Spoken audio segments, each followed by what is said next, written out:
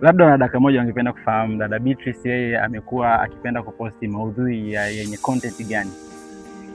Binafsi mimi ni kwenye upande wa digital marketing, mimi napenda vitu ambavyo ni inspirational, motivational, educating na tunasema ni entertainment. Lakini mimi hata kama ni post ya entertainment, ukija kuangalia the way ninavyoipost lazima iwe na nimefundisha kitu, kwa sababu kuna watu hawapendi kujifunza darasani, kuna watu wanachuo lakini wanapenda kujifunza.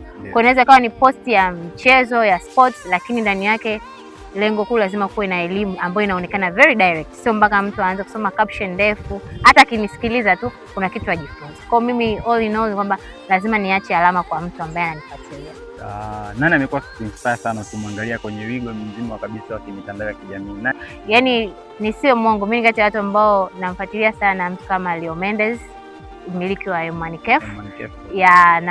Kwa sababu ni kijana na inspire, lakini pia kwa wadada nafuatilia watu kama kina Nifa, watu kama wale watu ambao watu wengine pia wanawajua, mimi nawafuatilia, na hata wale ambao hawajulikani na watu wengine. Kuna mtu anaitwa Allen Kazungu, ni mtu ambaye ni mfanya biashara, pia yupo kwenye sehemu ya construction, kwa ananiinspire sana. Ukija kuangalia wanaomfuatilia inaweza kuwa ni wachache, lakini ana content nzuri sana. Umesema Nifa na kuinspire.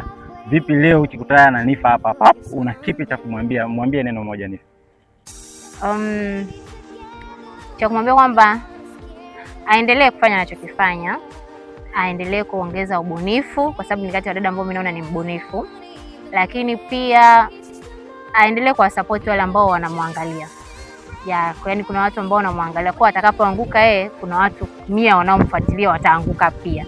Kwa kwenye swala la maudhui yake aendelee, kwa sababu kuna watu tunamfuatilia na tunamsupport, lakini pia kwenye support yetu kuna watu sisi pia, mtu akisikia anafuatilia Nifa ataona nimechagua chaguo baya sana. Kwa pia asichangae, yani tupo mashabiki zake tupo, sio lazima tu tunampost, ila tunamshabikia.